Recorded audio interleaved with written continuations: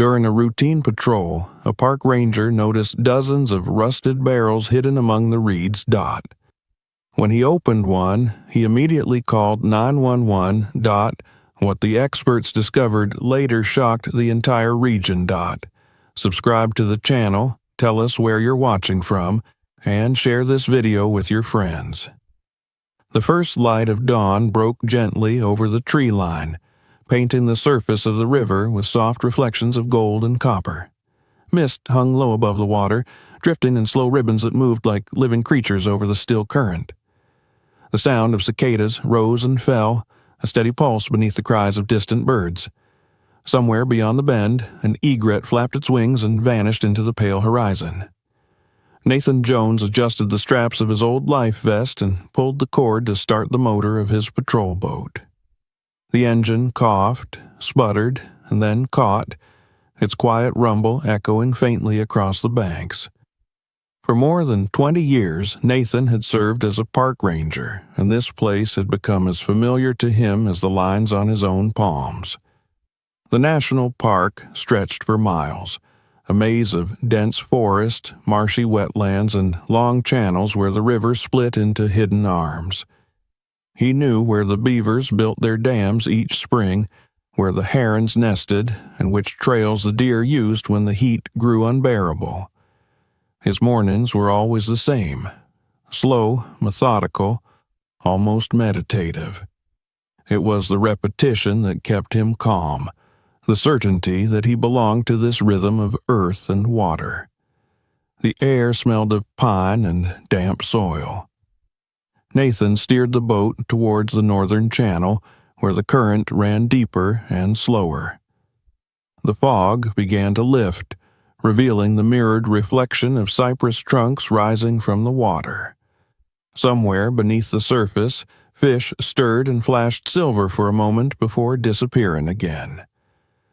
Nathan reached for his binoculars, scanning the tree line for signs of illegal activity. During the summer months, some visitors ignored the park's restrictions. Campfires too close to dry brush, or worse, poachers setting nets along the banks. But this morning, everything seemed undisturbed, almost eerily still. He took a sip of lukewarm coffee from his metal thermos and checked his logbook. The route was standard. From the ranger station near Willow Point down to the old bend near Miller's Creek and back. He wrote down the time, the weather, the water level, small details that only another ranger would ever care about. He found comfort in those small notes, in the quiet bureaucracy of a man doing his duty. As he flipped the page, something caught his eye in the corner of his vision. At first, it was nothing. A flicker of light, a small reflection through the veil of fog. He squinted, focusing on the reeds along the far bank. There it was again. A sharp glint, the brief wink of sunlight on metal. It was too angular to be natural, too smooth. He frowned and adjusted his binoculars. The reflection came from a cluster of thick reeds near the curve of the channel, where he knew only waterfowl and turtles usually gathered. He slowed the engine, letting the boat drift closer. The sound of water lapping against the hull filled the air. Nathan leaned forward, scanning the spot. The fog thinned enough for him to see the shape clearly now, something round, dull, partially submerged beneath the weeds. It looked like a rusted drum or barrel, its surface mottled with orange corrosion. He frowned, uneasy. There were no industrial sites anywhere near this part of the park. The last time he'd seen barrels like that was decades ago, when floodwaters had unearthed old fuel containers from an abandoned logging camp. But this wasn't one or two. Through the reeds he could see more, faint outlines under the green curtain of plants. He felt the first small ripple of unease. The park was supposed to be a sanctuary, untouched, carefully maintained. Every inch of land here had been mapped, catalogued, and protected, and yet here, In one of the most remote corners of the reserve stood something that didn't belong. Nathan cut the engine and let the boat drift silently. The silence deepened, pressing against his ears. He could hear the distant croak of frogs, the buzzing of insects, and beneath it all, the faint hiss of water moving between reeds.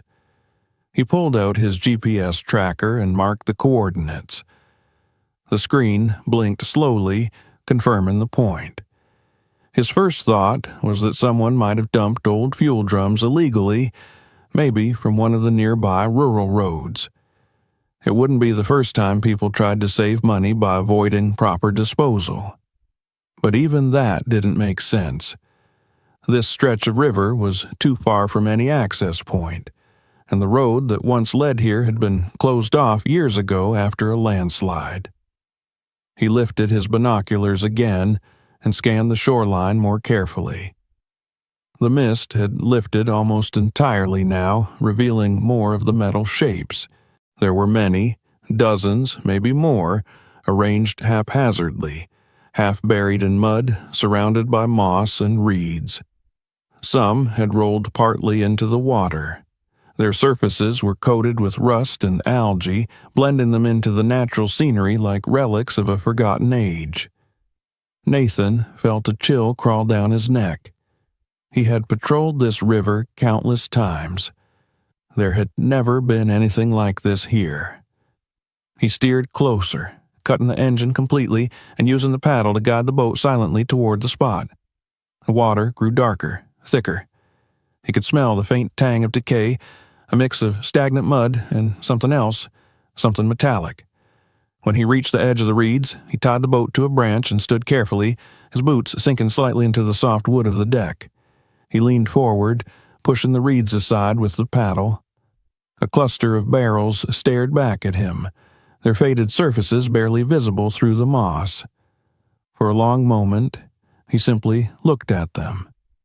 The barrels were old, their sides eaten by time, but they had clearly been placed there deliberately. Some stood upright, others lay on their sides half covered by silt. It wasn't random. Someone had brought them here, perhaps even stacked them once before the water rose. His mind began to spin through possibilities, each one darker than the last. He stepped off the boat onto a small patch of solid ground. The mud sucked at his boots with each movement. Kneeling beside one of the barrels, he brushed away a layer of algae with his gloved hand. No labels, no markings, nothing to indicate what was inside. Only deep gouges where paint had peeled away. He tapped the metal lightly. It gave off a hollow, unhealthy sound. The sun broke through the mist, and for the first time that morning, he could see clearly how many there were. His breath caught. The bank stretched nearly 50 yards along the water, and everywhere he looked, more barrels emerged from the mud like corroded bones. They formed an irregular line that followed the curve of the river. There were too many to count. Nathan straightened slowly, his mind caught between curiosity and fear. He reached for his phone to take pictures, documenting everything.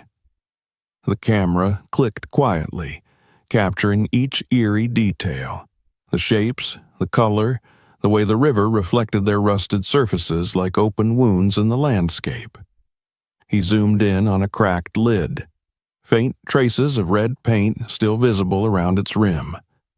The paint had blistered and split as if eaten by some corrosive reaction. He told himself to think rationally. Maybe it was part of an old flood defense project, some long-forgotten attempt to reinforce the banks, or perhaps construction waste from before the park was established. But the timeline didn't match. The park had been federally protected for over 40 years. Nothing like this could have been buried or dumped without official records. And if it were old, he would have found them long ago.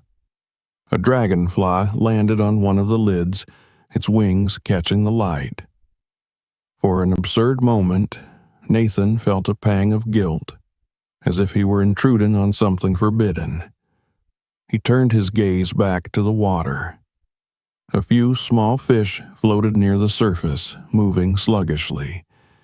He watched one of them turn sideways, belly flashing pale under the sunlight before sinking slowly out of sight. A cold unease settled over him.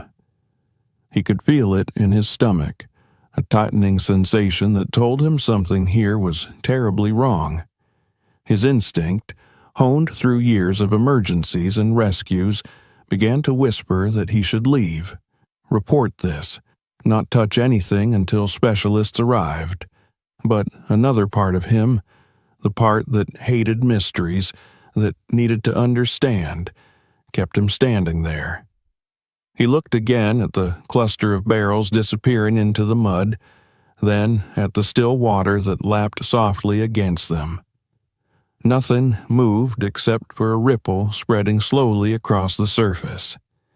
The air felt heavier now, as if the forest itself were holding its breath. Nathan checked the time. He had already spent nearly an hour in this spot. The sunlight had climbed higher, burning off the last wisps of fog, and the humidity was rising. He decided he would come back with proper equipment and protective gear, maybe even call in a preliminary report to the district office. For now, he needed to mark the area thoroughly. He placed 2 orange flags on the shore and one near the waterline, then entered the coordinates again into his GPS. As he finished, a gust of wind passed through the trees, rustling the reeds. The metallic forms shifted slightly, creaking as if alive. A faint clinking sound came from beneath the water, and Nathan froze. It wasn't the wind. It was something moving inside the barrel cluster, perhaps another container dislodged by the current. He waited, listening. The sound came again, softer now, then faded. He exhaled slowly, aware that his pulse had quickened. He stepped back into the boat, untied the rope, and pushed off from the shore. The engine came to life with a low hum, and he steered back toward open water. The barrels disappeared behind the reeds, swallowed once more by the green stillness of the riverbank. As he moved downstream, Nathan kept glancing over his shoulder, half expecting to see something floating after him. But the river remained calm, the surface unbroken except for the faint ripples from his wake. He tried to convince himself it was nothing, that he was overreacting, that the barrels were simply remnants of old machinery or debris washed in from a storm. Still, the unease wouldn't leave him. When he reached the broader section of the river, the morning light had fully claimed the park. Everything shimmered in a deceptive calmness. Birds gliding, water shining, trees unmoving. Yet the image of those rusted drums lingered in his mind, refusing to dissolve. He noted one last thing in his logbook before heading back. Unidentified metal containers on northern bank.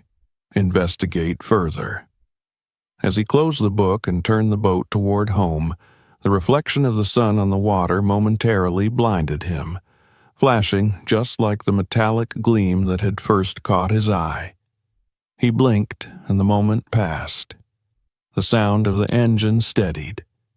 The park around him returned to its usual serenity, yet deep inside, Nathan sensed that something had shifted. The world he thought he knew so well had developed a flaw, small but spreading, like the first crack in a mirror before it breaks entirely. The next morning, the memory of the barrels refused to leave Nathan's thoughts. He had barely slept, his dreams crowded by images of rusted metal shapes glinting beneath murky water. Each time he closed his eyes, he saw the faint shimmer of oil spreading like bruises on the river's surface. At dawn, while the sky was still violet and the crickets were fading into silence, he made the decision to return.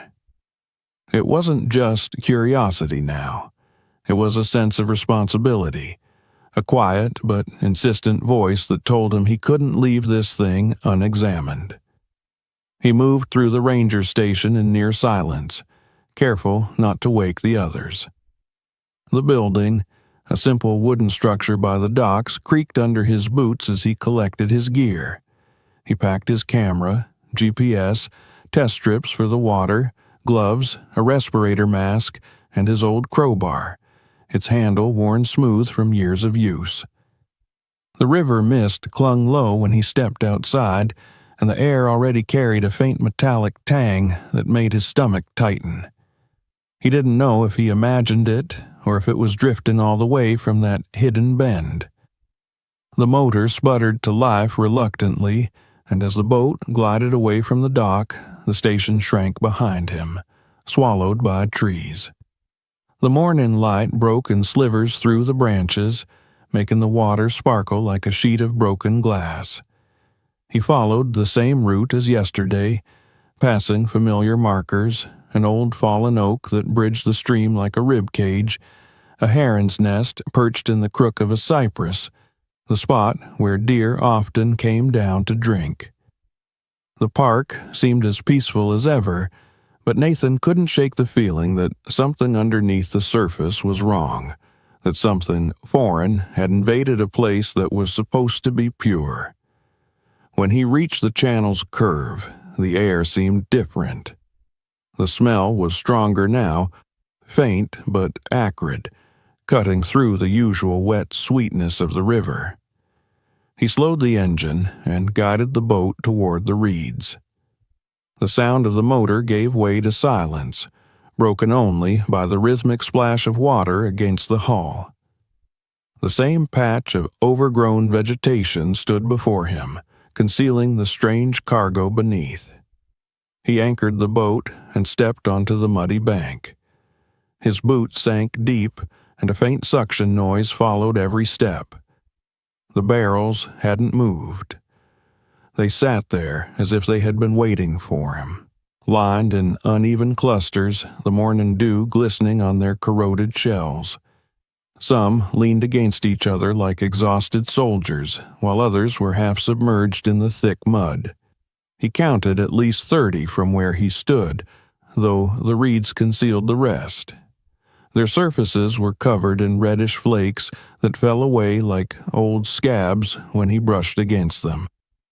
A few still held faint streaks of blue and yellow paint, colors once bright but now ghostly and faded by decades of weather.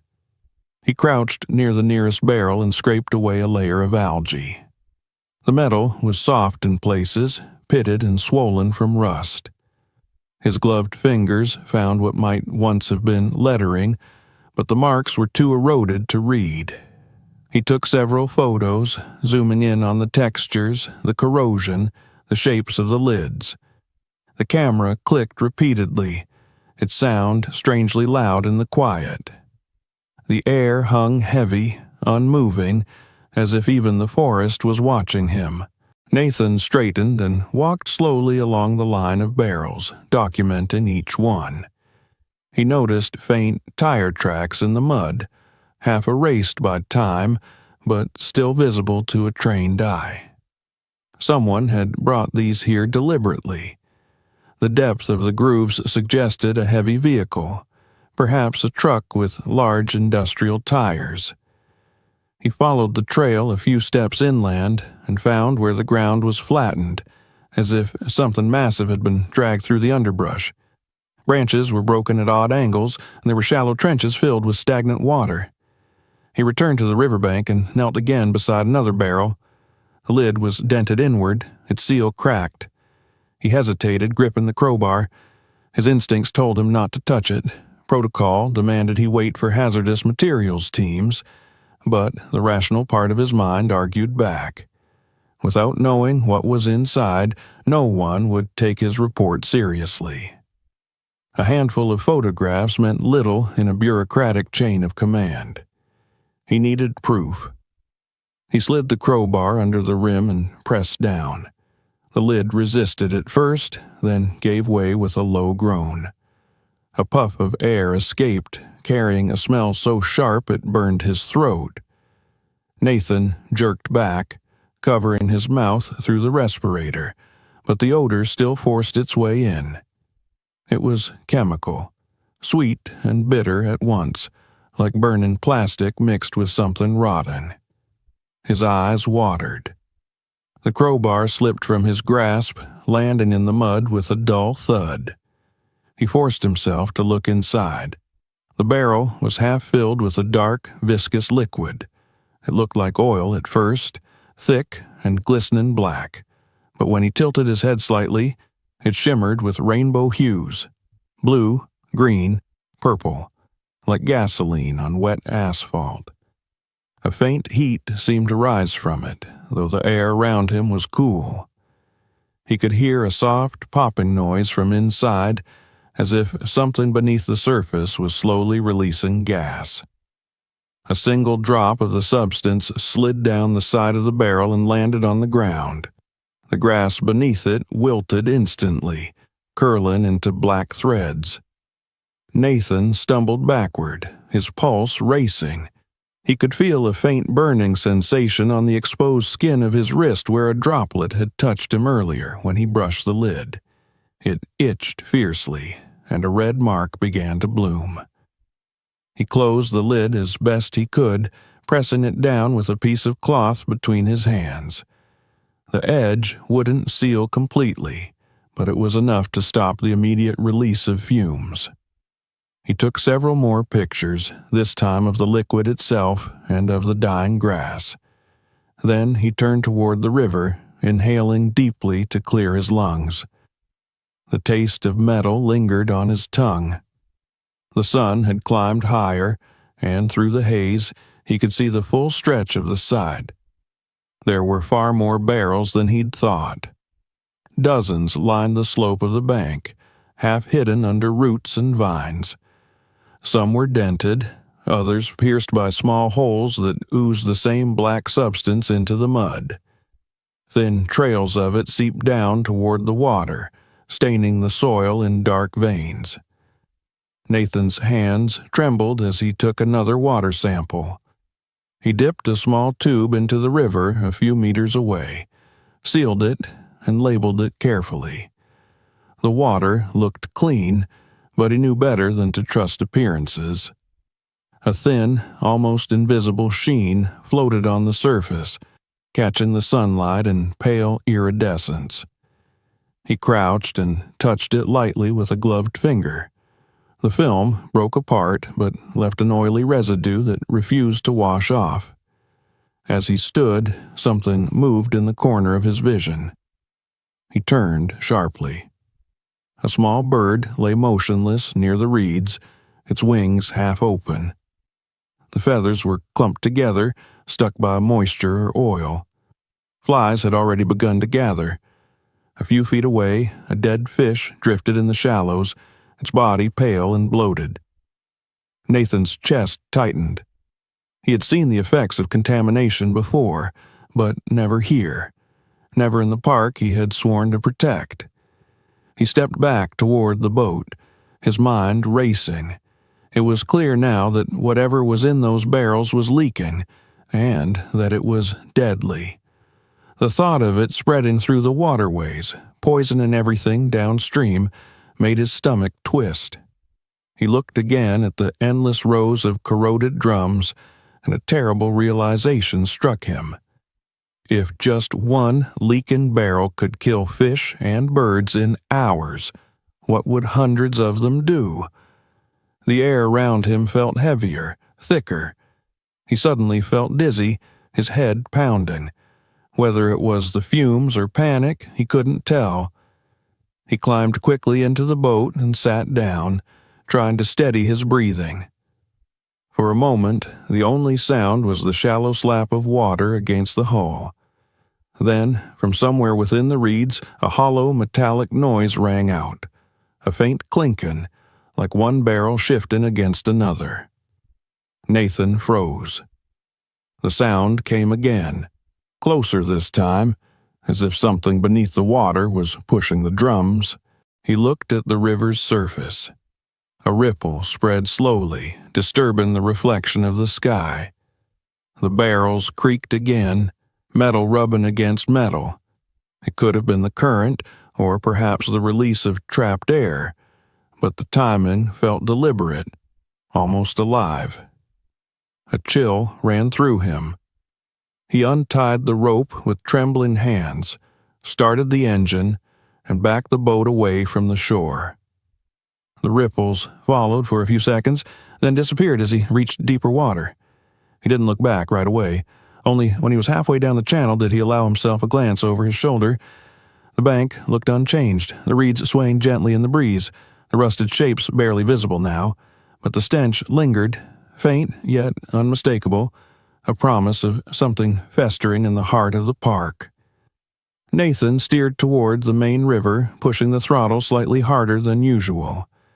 His reflection wavered on the surface, distorted by the boat's wake. He flexed his wrist, the skin now an angry red patch that throbbed with each heartbeat. He made a mental note to disinfect it immediately once he got back, though he doubted any simple antiseptic would be enough. As he approached open water, the sunlight grew harsher, and the park once again appeared calm and beautiful, as if the corruption behind him were only a dream. But Nathan knew better. He had seen the truth now. Something toxic had been dumped into this land, something that didn't belong in the natural order. He could still feel the faint tremor of the barrel's movement in his bones, like an echo that wouldn't fade. He reached for his radio, hesitated, then switched it on. The signal crackled faintly. He reported his coordinates and requested that an environmental response team be dispatched for potential hazardous material. His voice was steady, but his heart raced. As he ended the transmission, a heavy silence settled around him again. The river stretched endlessly ahead, but behind him in the hidden bend, the rusted shore remained, a wound in the landscape, festering in the heart of paradise. Nathan didn't know it yet, but that morning would mark the beginning of a chain of events that no one could stop once they were set in motion. The barrels were only the surface of something much deeper, something buried not just in the mud, but in the greed and neglect of years past. As he guided his boat back toward the station, he felt the eyes of the forest upon him, silent and patient, waiting for what would come next. By the time Nathan returned to the ranger station, the mark on his wrist had turned from red to a deep, irritated purple. The skin burned when he touched it, and tiny blisters began to form along the edge of the irritation. He washed it under running water until the sensation dulled, but the burning never quite faded. His hands trembled slightly as he reached for the antiseptic from the first aid kit. He poured the clear liquid over the wound, watching it hiss faintly on contact. A small puff of steam rose from his skin, and he gritted his teeth against the pain. Something in that barrel had been alive in the chemical sense, reactive, volatile, dangerous. He didn't know what kind of compound could still be that potent after years, maybe decades, sealed underground, but it wasn't something nature should have to swallow. He logged his preliminary report as best he could, entering coordinates, visual descriptions, and photos into the park's environmental incident database. He attached a note marked urgent, requesting immediate attention from State Environmental Services. Yet, even as he filled out the digital forms, he knew the procedure would be slow. Reports like this always moved through layers of bureaucracy before anyone took real action. Somewhere, a manager would flag it for review, a clerk would schedule a call, and a regional office would discuss budgetary feasibility before sending a small team weeks later. By then, whatever was leaking into the water might already have spread downstream. He leaned back in his chair, rubbing his temples. Outside, the wind was rising, and through the open window he could hear branches scraping against the side of the building. The air carried a faint odor, sharp, almost imperceptible, but unmistakably the same. He felt it in the back of his throat before he recognized it with his nose. That metallic sweetness again, thinner now, stretched by distance. The contamination was moving. Nathan stood, grabbed his field radio, and headed outside. The sky had turned a flat gray, the kind of washed-out light that dulls all colors. He looked toward the water, and his stomach clenched. The river's surface near the dock shimmered faintly. It wasn't as pronounced as what he'd seen upriver, but there was a delicate rainbow gleam spreading slowly outward. The oily film had traveled far faster than he'd expected. He moved quickly to the supply shed and pulled out a set of orange warning signs, small metal placards meant for emergencies like toxic spills or unsafe trails. He planted several along the docks, even though he knew it was useless until the higher-ups gave formal authorization. Still, it was something. He couldn't stand the idea of local fishermen launching their boats here without warning. The radio on his belt crackled faintly. He lifted it, trying to tune through the static. The reception was poor this deep in the park, but he finally caught the dispatcher's voice from the county emergency network. "Station 6, this is Central. Go ahead." "Central, this is Ranger Jones at Willow Point," he said, his voice rough. "We have a confirmed chemical presence in the northern channel. Coordinates logged. Possible hazardous waste contamination. I repeat, confirmed leakage from multiple barrels." There was a pause, just the crackle of interference, before the voice returned. "Copy, Jones. Dispatching hazmat unit from North District. Estimated arrival, 6 hours. Recommend securing perimeter and limiting exposure." "Understood," Nathan said, though the pit in his stomach deepened. 6 hours was a long time in a situation like this. 6 hours for toxins to spread, for wildlife to die, for wind and rain to carry invisible particles into the soil. He spent the next hour walking the perimeter near the river, checking for visible signs of impact. At first, everything looked the same: the trees, the reeds, the water. But as he moved closer to the bend, the changes became undeniable. Patches of vegetation near the shore were turning brown, as if touched by frost, though it was late summer. The bark on some of the lower trees was darkened, almost scorched. Frogs that normally hid among the reeds lay still on the mud, their bodies stiff and glistening. He stopped when he saw the first ripple. It began at the far edge of the channel, spreading slowly across the surface like the breath of something waking beneath. The pattern was too consistent, too deliberate.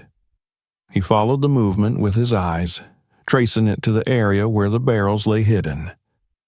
Then came the smell again, thicker, stronger. His vision blurred slightly, and his lungs tightened. He pulled his mask over his face, but it barely helped. Nathan's instincts screamed at him to turn back, but another part of him, the stubborn, disciplined part that had spent decades dealing with floods, fires, and storms, forced him forward. He climbed back into his boat, steering cautiously toward the bend. As he drew closer, the air became heavier, almost humid with invisible fumes. The scene hadn't changed much since the morning, but now, under the dimming sky, it looked different, more sinister. The barrels gleamed faintly through the reeds, slick with moisture and streaked with fresh rust. Several had shifted slightly, likely from the river's subtle current or the gas building inside them. One barrel, half submerged in the mud, was slowly tilting forward, the seal at its rim bubbling faintly. He brought the boat closer, his gloved hand gripping the side. He could hear it now, the faint hiss of air escaping from inside the damaged barrels. Every few seconds one would emit a soft gurgle, releasing a thin stream of dark liquid that trickled into the mud. The black substance spread in slow tendrils, merging into a shallow puddle. The puddle rippled once, though there was no breeze. Nathan turned on his camera and began recording. "Willow Point, North Channel, 3rd Sector," he said quietly, documenting the situation for the record. His voice shook slightly. "Multiple containers compromised, active leakage, unknown compound exhibiting corrosive properties, immediate containment required." He crouched to get a closer angle, and that's when he noticed the reflection in the puddle. At first, he thought it was just his own silhouette distorted by the sheen, but as he leaned closer, the surface seemed to shift on its own, distorting the mirrored image of his face into strange patterns. The rainbow film on the water moved independently of the wind, swirling as if reacting to his presence. For a moment, his stomach turned cold. He blinked, shook his head, and the image was gone. Only his reflection remained. He told himself it was the fumes, the lack of oxygen, fatigue, but something deep in his gut told him to leave now, to run. He stood abruptly, swaying slightly from dizziness. The air around him shimmered faintly, as though he were standing in heat haze. His vision darkened at the edges. He stumbled back toward the boat, nearly tripping over a half-buried barrel. The impact sent a low metallic echo through the ground, and the nearest lid popped upward with a sharp hiss. A jet of gas escaped, carrying the full stench of whatever lay inside. The smell was unbearable: ammonia, burnt rubber, and something sour like decomposed flesh. Nathan gagged, coughing hard enough to make his chest ache. He dropped his camera and fumbled for his phone, trying to dial 911 directly this time. His hands were slick with sweat, his mind spinning. The call connected after 2 rings. 911, what is your emergency? A calm voice answered, far away and detached.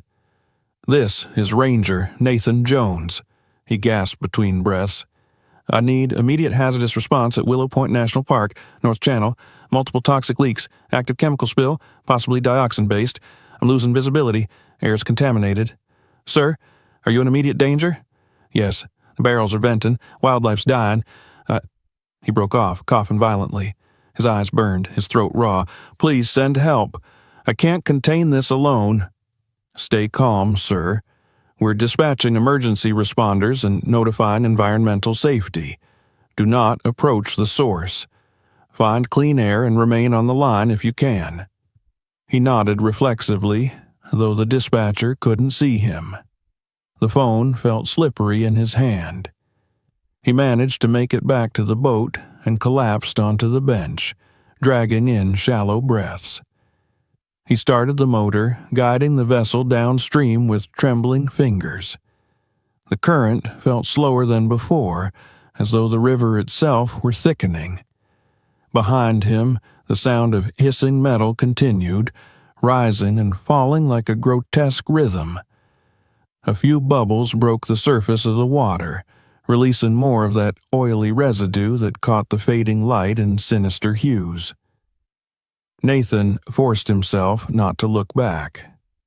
The burning in his lungs eased slightly as he moved farther from the source, but his skin still prickled and his vision swam. He splashed river water over his arms and neck, though he knew the contamination had already entered his body through that small burn on his wrist. When the signal on his phone flickered, he realized the call had dropped. He didn't bother redialing. Help was on the way now, or at least he hoped so. He focused on steering, on keeping the boat straight. The air grew clearer the farther he went, until the familiar smells of the forest began to return.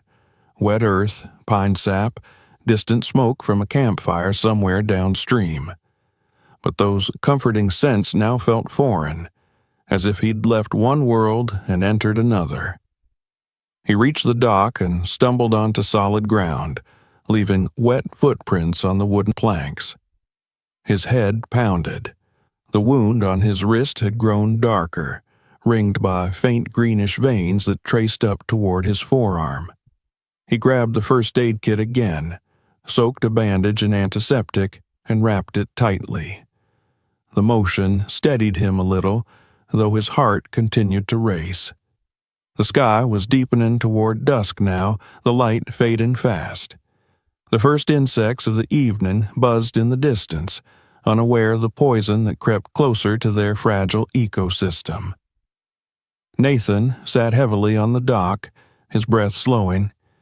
He stared at the river, calm and indifferent once more. The surface glowed faintly orange in the sunset, hiding the spreading contamination beneath. He thought about the call, about the tone of the dispatcher's voice. Professional, neutral, distant. They would send help, yes, but it would take time. Maybe too much time.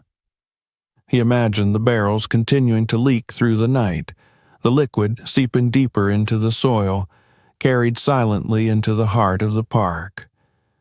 The animals would drink from it. The fish would die first. The birds would follow.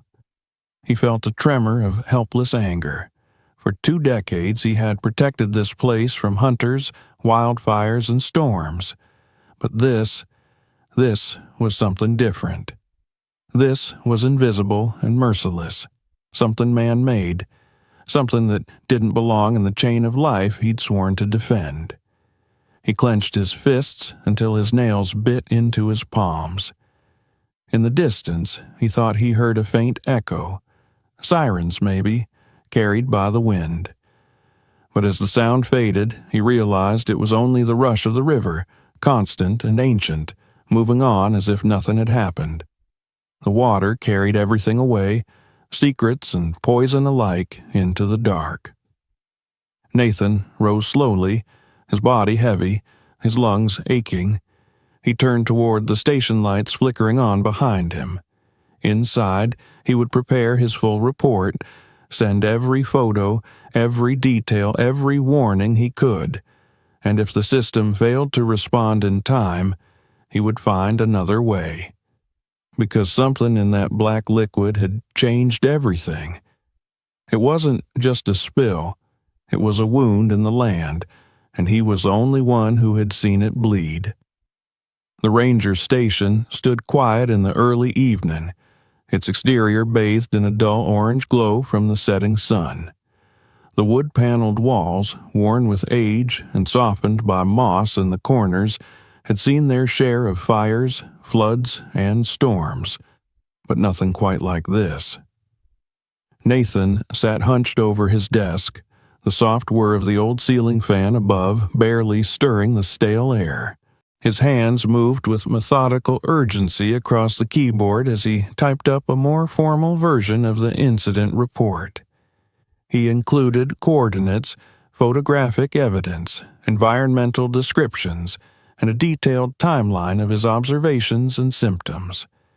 His wrists were damp with sweat, and the bandage on his right arm had already soaked through, stained with an ugly gray ring of fluid that refused to dry. The signal from the radio remained silent.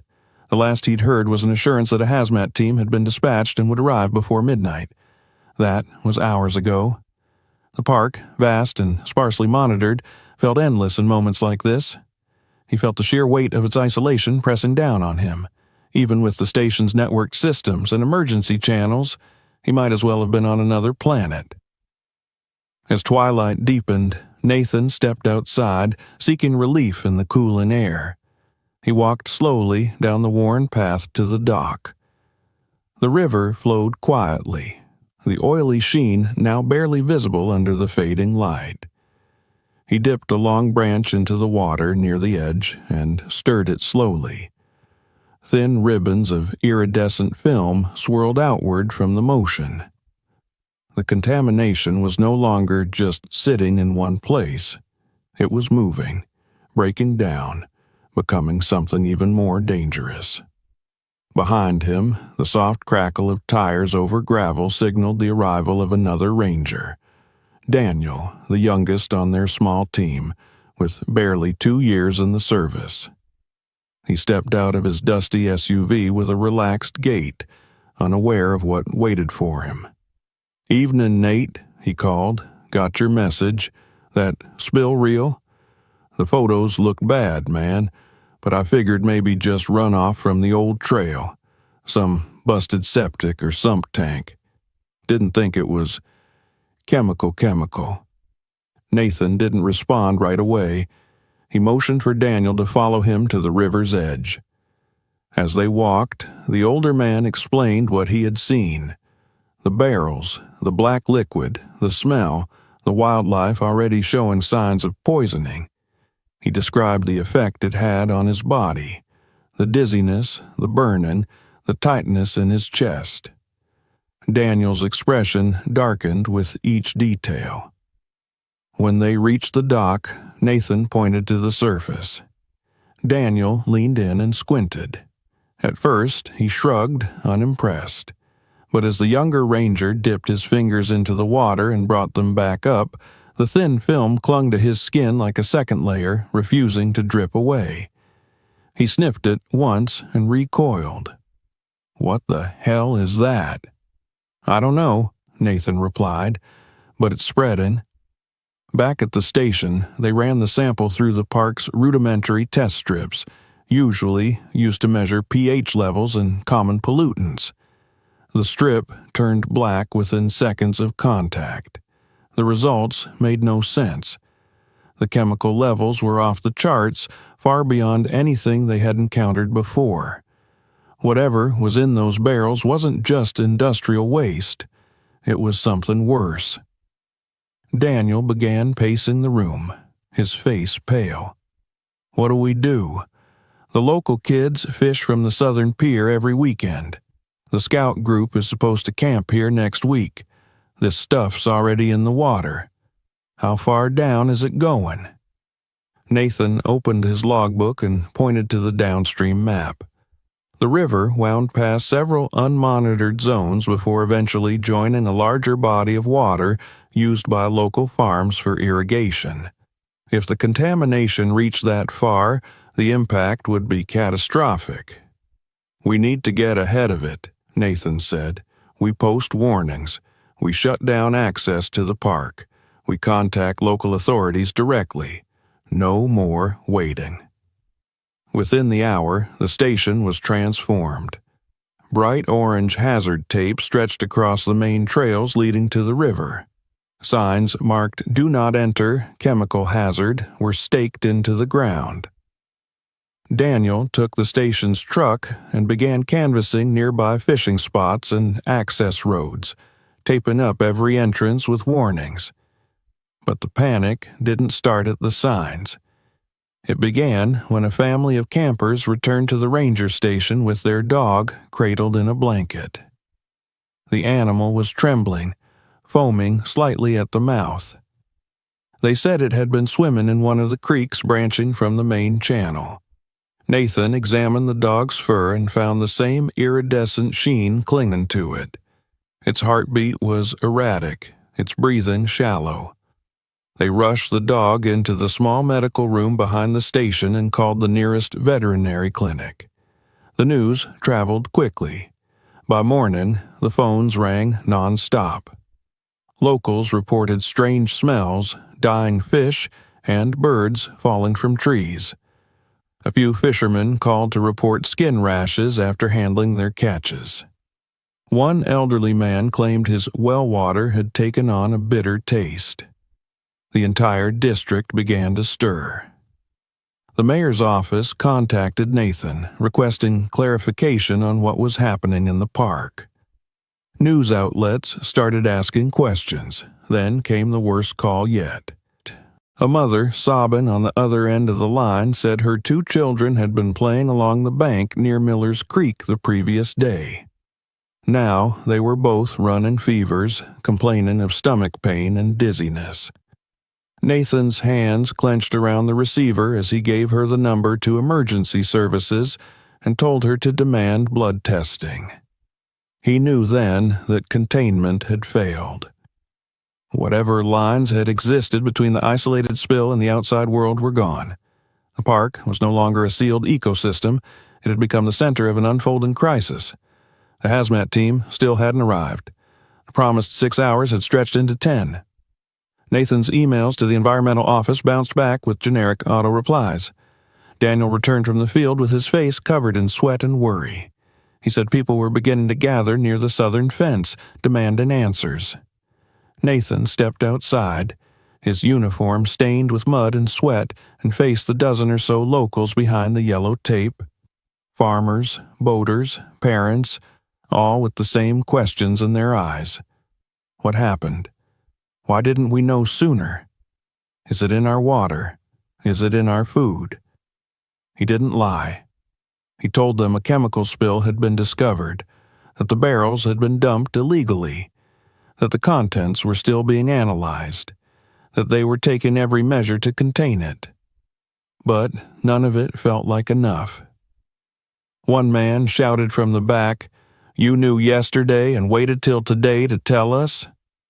Nathan nodded grimly, "Because I needed to be sure. And now I am." Another man stepped forward, holding up a dead duck wrapped in plastic. "This was on my property this morning. My kids feed these animals. I want someone held accountable." Nathan took the duck gently and placed it in a secure container. He told the man he'd make sure it got tested. But the eyes staring back at him weren't satisfied with promises. They wanted answers. They wanted someone to blame.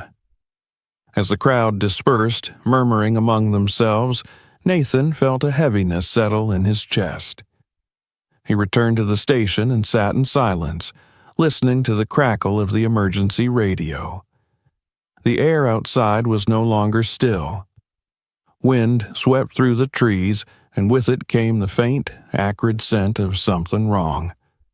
Daniel paced in the hallway, muttering to himself about lawsuits, media coverage, evacuations. Nathan heard none of it.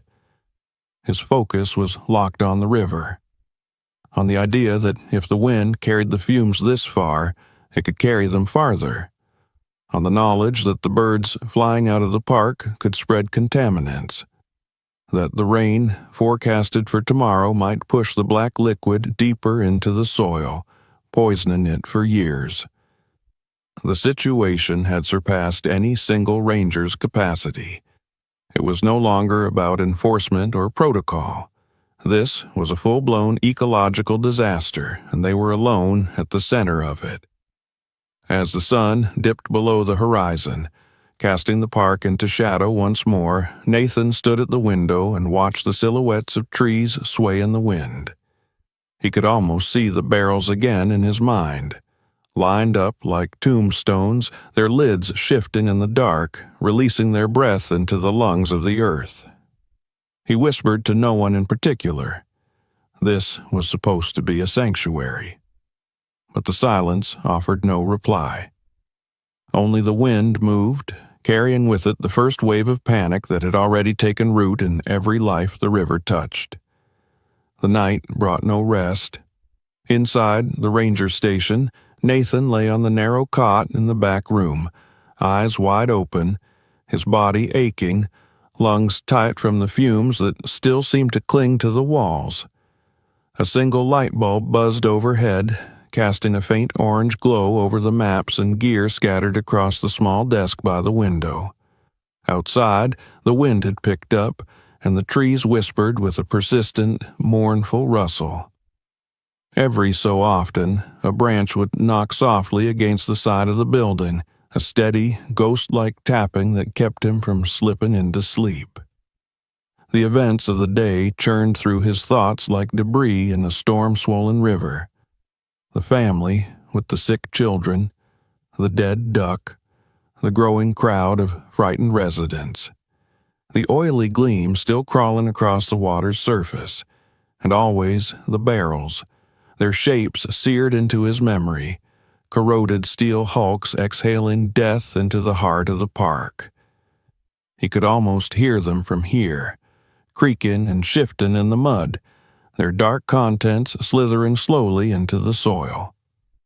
At some point before dawn, Nathan finally rose. The world outside the window was still cloaked in shadow, but the horizon had begun to blush with the first pale hints of morning. In that liminal light, he felt a renewed sense of purpose. What they had done so far wasn't enough. Warnings had been issued, officials notified. The hazmat team was allegedly en route, but Nathan no longer believed in waiting for others. Time was slipping through their fingers, and the contamination was gaining ground. He had to find out where the barrels came from, how they got here, and, most importantly, who had put them there. Daniel stirred as Nathan pulled on his boots. The younger ranger had fallen asleep at his desk, surrounded by empty water bottles, half-eaten protein bars, and a pile of handwritten notes. He looked up groggily, blinking. "You heading out again?" he asked, his voice hoarse. "I need to see something," Nathan replied without slowing. "I think I know where this started." Daniel stood and rubbed his face. "Want backup?" "Stay here. Keep monitoring the radios. If hazmat finally shows up, take them to the barrels. I'll check in every 30 minutes. Nathan grabbed his field pack and stepped outside into the damp air. The sky was streaked with gray, the sun still hidden behind a wall of mist rising off the river. The trees were motionless now, their earlier murmurs silenced by the stillness that came just before full light. He moved quickly, taking a narrow dirt path that wound along the northern edge of the park. It was one of the oldest maintenance routes, overgrown in places and long unused. Few people knew it still existed. He followed the river upstream, carefully watching the ground. The mud near the bank showed subtle signs, small tracks, disturbed leaves, deep ruts pressed into the soft earth. At first, it was nothing more than a hunch, a vague memory of an old service road that once led to a now-defunct logging camp. But, as he continued, the signs grew clearer. Near the first bend, he found a set of tire impressions, not fresh, but not yet erased by rain or wind. They were wide, heavy, the kind left by industrial-grade trucks, and they led away from the water toward a thicket of young pines. He paused, crouched low, and ran his fingers along the edge of one track. The soil was compacted unnaturally deep, suggesting a heavy load. The pattern of the treads was distinct, sharply cut into the ground, a design he didn't recognize from any park-issued vehicle. He stood and followed the tracks. They snaked through the underbrush, past a rusted-out fence nearly swallowed by vines. The remnants of a faded sign clung to one of the posts. It had once read, "Restricted Access Department Use Only," but the words were nearly illegible beneath the corrosion and moss. Beyond it, the ground flattened out into what had once been a service yard. The clearing was choked with overgrowth, but Nathan could still make out the skeletal remains of old infrastructure. Concrete foundations cracked and sagging under the weight of decades. A half-collapsed metal structure with torn siding that flapped in the breeze like old skin. Rusted barrels lay scattered here too, some upright, others knocked on their sides. Most were empty, but a few had stained the earth around them with black halos. Nathan moved slowly, stepping over coils of brittle wire and warped metal debris. He pulled his mask tighter over his face as the chemical scent intensified. Near the far end of the yard, he found what he was looking for, a loading ramp leading into the shell of a warehouse. The doors had long since fallen off their hinges.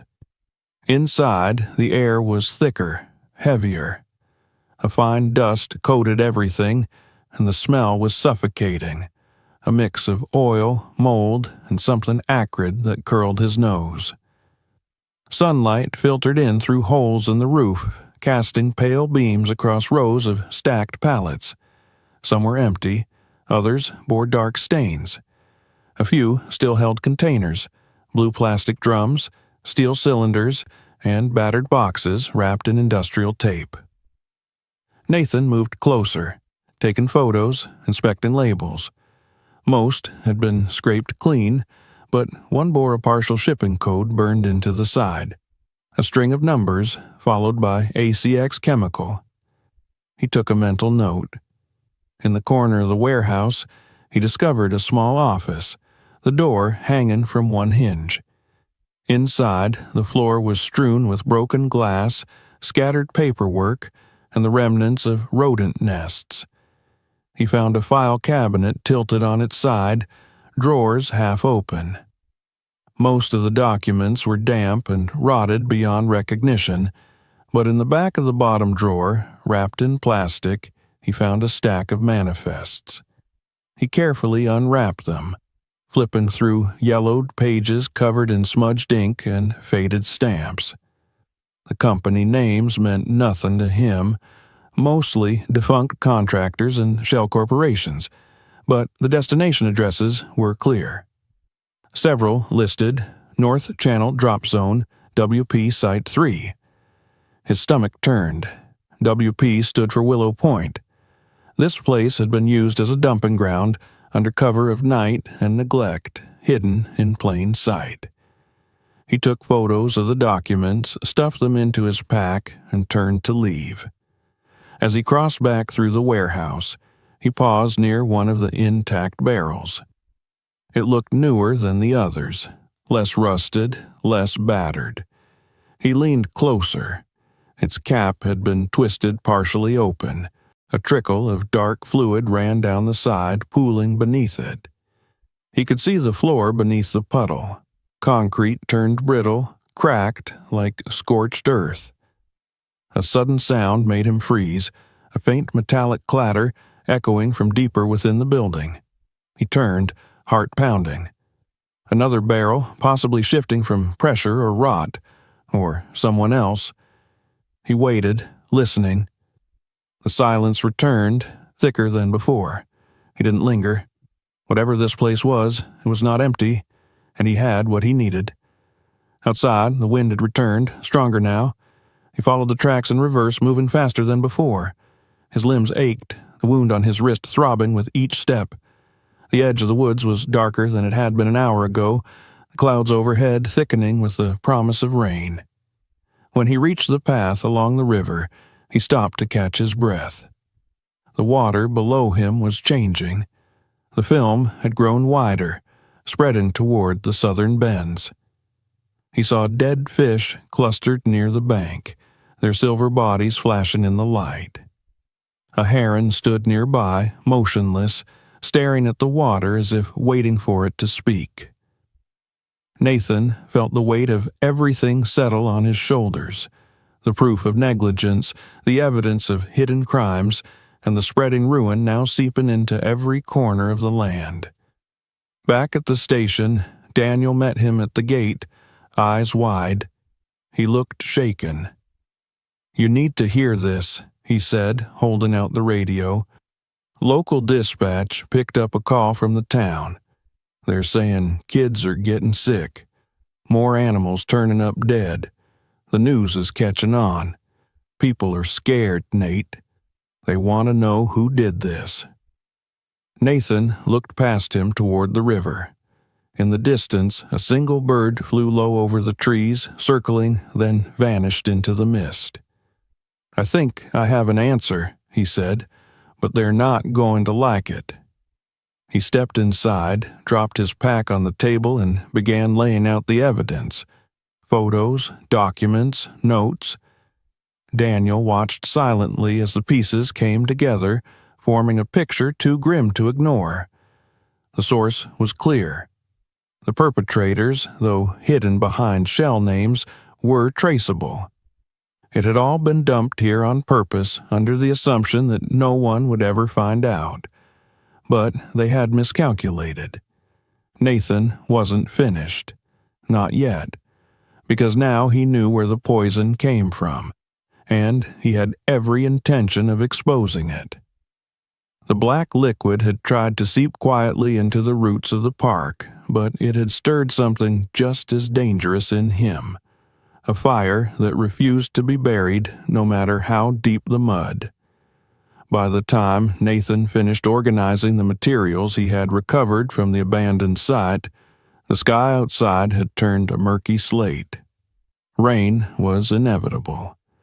The air had shifted again, heavier now, thick with the smell of coming storms and something more acrid beneath it, faint but unmistakable, like scorched metal soaked in vinegar. A low-pressure system had rolled in from the west and the temperature dropped fast, as if the forest itself were bracing for what was still to come. Inside the ranger station, everything was quieter than usual. Even the birds seemed to have vanished, their calls replaced by long pauses of unnatural stillness.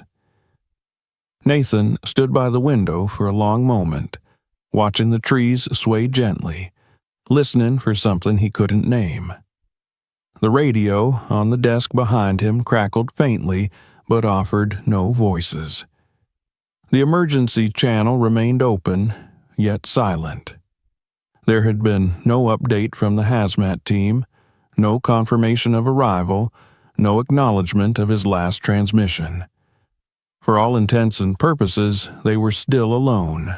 Daniel sat at the far end of the room, head bowed over a notepad. His usual energy was gone. He hadn't said much since Nathan returned from the warehouse, only nodded grimly when presented with the evidence. Photos of stained pallets, half-empty drums, shipping manifests with dead company names. Daniel was young, still new to the grim weight of accountability. This was his first real crisis, and it was already spiraling into something bigger than he'd imagined. He looked up now, eyes shadowed and tired. "Still no word?" he asked. "Nothing," Nathan replied. "They're either stuck, ignoring us, or choosing not to answer." Daniel rubbed the bridge of his nose. "People are starting to talk. I saw a post online. Someone shared one of your river photos, tagged it with toxic leak and cover-up." Nathan didn't respond. He turned away from the window and moved back to the desk, where he had spread out everything he'd gathered. He had taken the most important items from his field pack and arranged them like puzzle pieces. Printed stills of the leaking barrels, water test strips blackened from contamination, the partially legible shipping code, the altered manifests. Each document was proof of something that no one wanted to believe, that the poison in the river had a human origin, one carefully hidden under layers of silence and neglect. He picked up the broken file that bore the faded name ACX Chemical and stared at it. The name meant nothing to the public.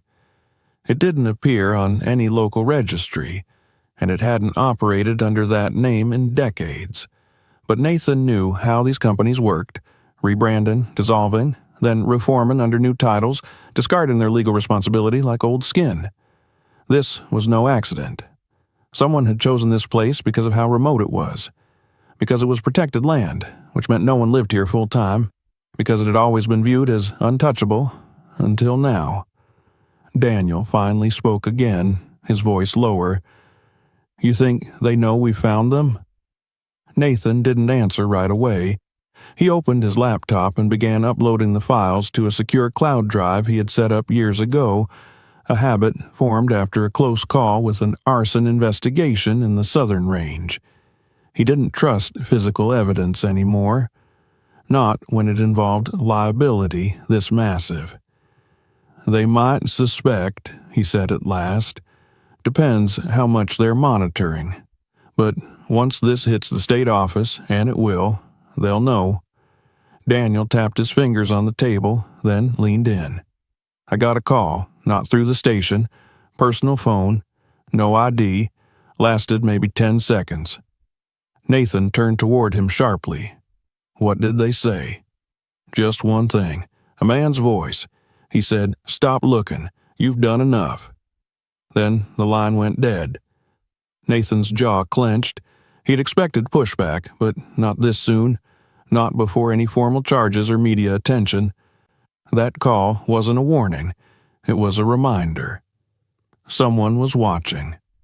Someone knew they were close to unraveling the whole truth.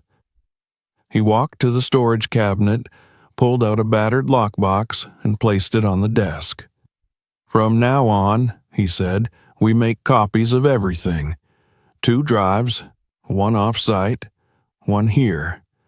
We don't talk on open lines, and we don't go anywhere alone." Daniel looked rattled but nodded. He stood to fetch the backup hardware. As he disappeared down the hall, thunder grumbled in the distance. Nathan returned to the window, staring at the trees. Rain had started falling, slow at first, just heavy drops that made the roof creak, then steadily harder. The leaves trembled under the weight, and the river began to blur into the haze. With the rain came a new fear.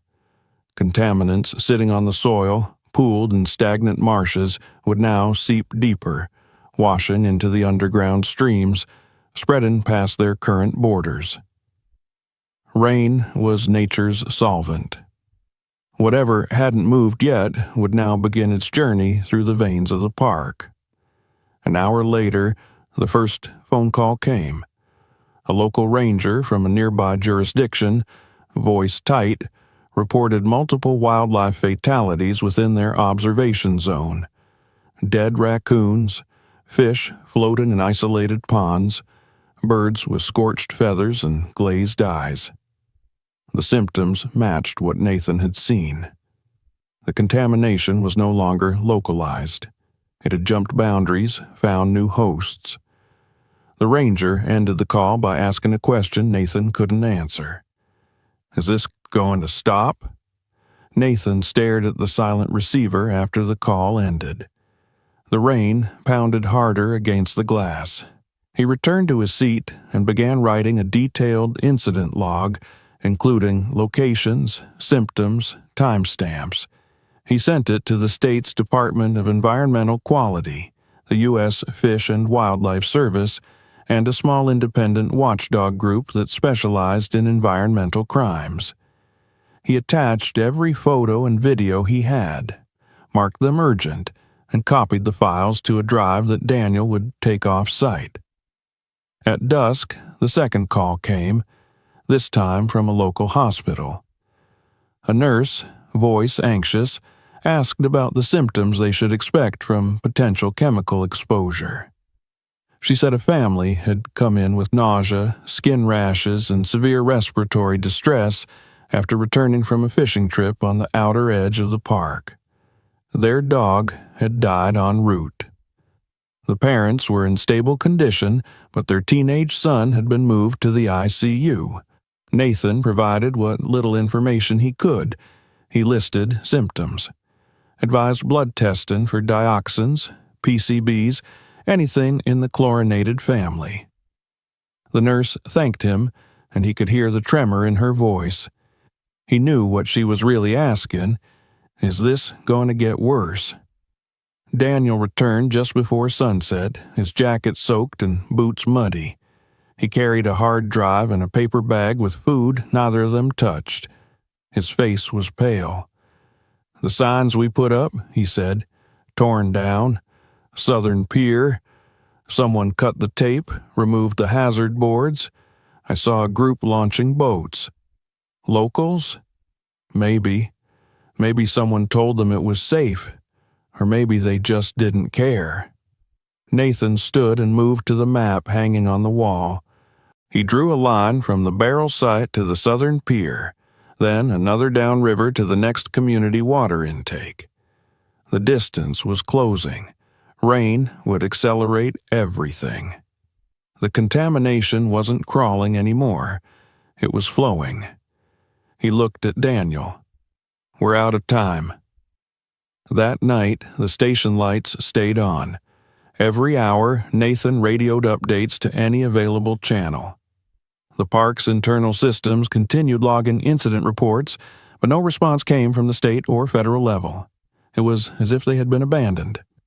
At midnight, Nathan stepped outside again. The rain had finally stopped, but the air was thick with mist and the lingering chemical tang. The river gurgled softly in the dark, a constant reminder of its silent betrayal. He walked to the edge and crouched, shining his flashlight on the water. The surface shimmered. A frog sat nearby, motionless, its skin slick with an oily film. Nathan reached out gently and turned it over. It was dead. He buried it in the soft earth with a trembling hand, not because it would help, but because it was the only respectful thing left to do. When he returned to the station, Daniel was asleep on the couch, his breathing shallow. Nathan sat down at the desk, opened his notebook, and began writing.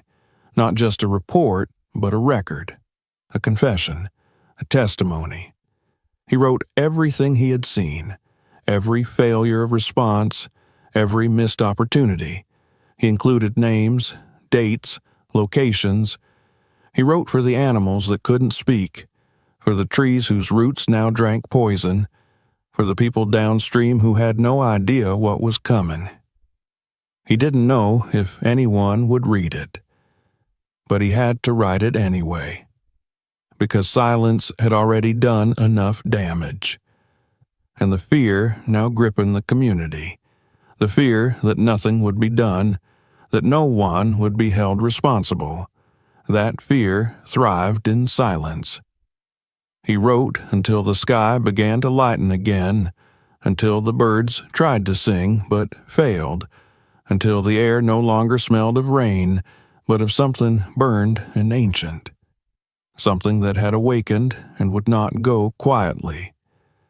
Outside, the barrels waited beneath the trees, hidden but pulsing. And somewhere beyond the park, men in suits with clean hands and blank eyes slept soundly, still believing their secret had sunk deep enough to stay buried. They were wrong. Nathan had seen it, had touched it, had breathed it. And now he would make sure the world did too. By the early hours of the following morning, the park had transformed into a tense tableau of warning signs, orange hazard tape, and anxious rangers moving between stations like shadows under a dim, pale light. Nathan stood at the edge of the river, the chill of dawn settling into his bones, eyes scanning the water that once seemed so serene, now rippling with thin, oily trails. He could see the evidence everywhere, floating debris coated in a faint sheen, the occasional dead fish bobbing along the surface, and the sallow shapes of birds that had fallen too close to the tainted shore. His heart pounded with anticipation and dread because today would mark the beginning of the public revelation, and there would be no turning back. The hazmat teams had arrived hours ago, their white suits and yellow helmets making them seem like figures from another world intruding upon a natural kingdom. Nathan watched them unload equipment, roll out containment booms, and carry portable testing devices toward the river. He felt a flicker of relief, yet it was tempered by unease. The process would take time, precious hours in which the toxic film could continue spreading. Already, rainwater from last night had carried some of it into adjacent channels, reaching spots where families fished and children played. He thought of the sick children, of the dog that had died, of the small towns downstream that depended on this water for irrigation and drinking. The stakes could not have been higher. Daniel joined him at the riverbank, his expression drawn. He handed Nathan a tablet displaying live data from the hazmat sensors. The readings were staggering.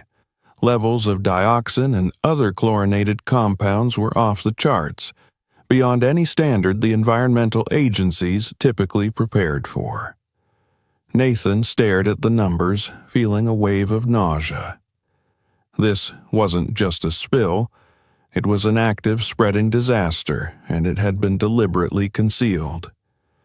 As the team began testing barrels and water samples, Nathan moved systematically along the riverbank, marking areas where contamination was highest. He photographed everything, documented the placement of each drum, and traced the subtle lines of black liquid trickling into small inlets, connecting points like veins of poison spreading through the landscape. He thought of the warehouse he had discovered, the hidden manifest, the shipping codes. The evidence he had gathered now formed a coherent picture of calculated negligence and greed, a chain that led straight to the companies responsible. By mid-morning, news crews began arriving. Satellite trucks parked along the access roads, cameras trained on the river, and the rangers working along its banks. Nathan felt a strange mixture of satisfaction and dread. The story was no longer his alone. It would be broadcast to thousands, perhaps millions, revealing the extent of the contamination. He guided the journalists carefully, showing only what was safe and instructing them not to cross the hazard tape. Even as he spoke, he couldn't help but notice the people in the crowd, locals, officials, and media alike, all drawn by the spectacle, unaware of the full magnitude of the threat. He returned to the dock to check on a particularly large cluster of barrels. Several had already leaked through, the liquid forming a dark pool that stretched to the water line. Nathan donned his gloves and respirator, carefully lifting one barrel's lid to allow the hazmat sensors to take readings. The instrument beeped furiously, confirming what he had feared. The concentrations were lethal, and the contamination could persist in the sediment for years. He moved to the next barrel, and then the next, methodically ensuring each was monitored. The repetitive motion was exhausting, but he could not stop. Every barrel left unchecked was another potential disaster. Midday came, and a team of independent environmental scientists arrived, carrying lab kits and water analysis equipment. Nathan met them on the riverbank, presenting the documents he had recovered from the warehouse. He laid out the manifests, the photographs, and the notes, explaining what he had observed and tracing the path of the barrels from the warehouse to the northern channel. The scientists nodded gravely, confirming his suspicions. The spill was intentional.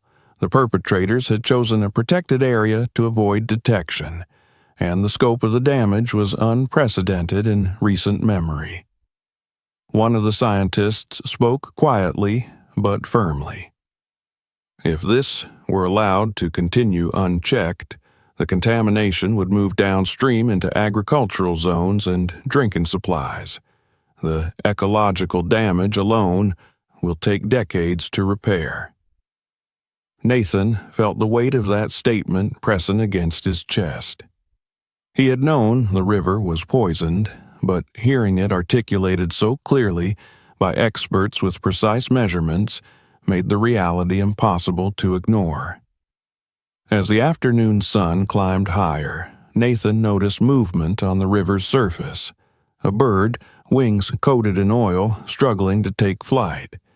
He moved quickly, scooping it into a small net and carrying it to the temporary decontamination area. He worked with a volunteer, gently rinsing the bird, removing debris, and applying treatments. It chirped weakly, but remained alive, a fragile emblem of hope amid the devastation.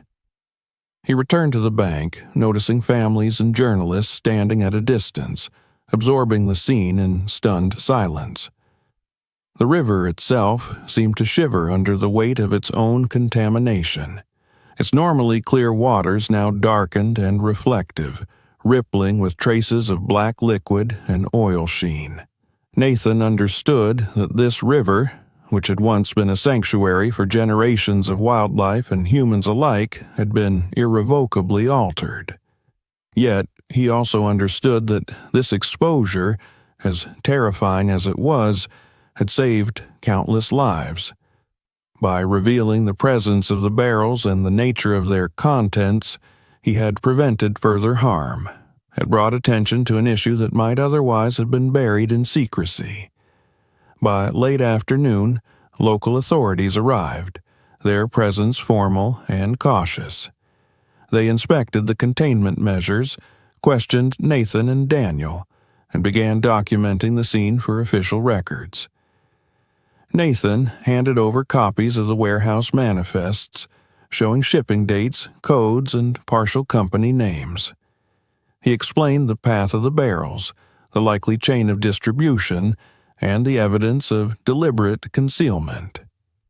The officials listened attentively, scribbling notes, occasionally asking questions about the precise locations of the most heavily contaminated areas. Nathan answered each one in turn, careful not to exaggerate but determined not to minimize the threat. As evening approached, Nathan walked along the riverbank alone for a moment, his reflection caught in the oily ripples. He thought about the barrels, the warehouse, and the invisible network of negligence and greed that had brought them here. He thought about the wildlife, some of which would never recover, and the local communities who had been exposed, even briefly, to toxic substances that could affect them for years. His chest ached, a combination of exhaustion, relief, and a lingering fear that the contamination was far from contained. Yet, amid this gravity, there was an undeniable sense of resolution. The exposure had forced accountability. The hidden crime had been revealed. The evidence Nathan had gathered, combined with the work of the hazmat teams and environmental scientists, ensured that action could finally be taken. The company behind the shipment could no longer hide in the shadows. Investigations would follow, prosecutions would be considered, and at least a measure of justice might be served. Night fell over the park, and the river lay dark and reflective under the rising moon.